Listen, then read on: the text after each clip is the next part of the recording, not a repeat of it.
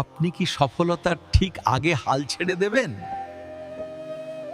তাহলে শুনে রাখুন, জীবনে আমরা তাড়াতাড়ি ফল চাই, কিন্তু প্রকৃতি শেখায় অপেক্ষা ছাড়া কোনো বড় কিছু পাওয়া যায় না।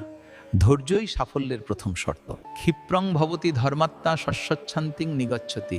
ভগবদ্গীতা আমাদের শেখায় সৎ পথে চললে ফল আসবেই, তবে সময় লাগে। ধৈর্য মানে শুধু অপেক্ষা নয়, বিশ্বাস নিয়ে এগিয়ে চলা।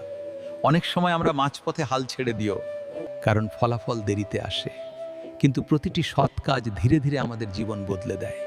এই অপেক্ষার সময় আমাদের শক্তি ও অভিজ্ঞতা বাড়ায়। ধৈর্য আমাদের মনকে স্থির রাখে এবং ভুল সিদ্ধান্ত থেকে বাঁচায়।